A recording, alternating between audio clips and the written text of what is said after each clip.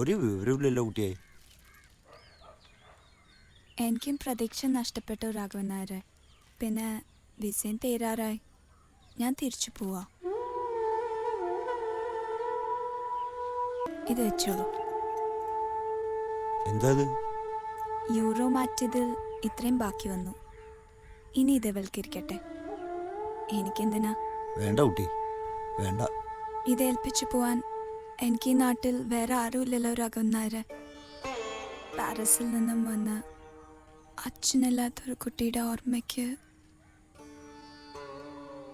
ഞാൻ പോയിട്ട് ഇനി വരാം. എവിടുന്നോ വന്നൊരു കുട്ടി, ഒരു പൂർവജന്മ കടം പോലെ. അച്ഛാ, 10 റുപ്യ കടം ചോദിച്ചിട്ടും തരാത്ത എത്രയോ ആളുകൾ അയൽപ്പക്കത്ത്. ഇതിപ്പോ എവിടുന്നോ വന്നൊരാള്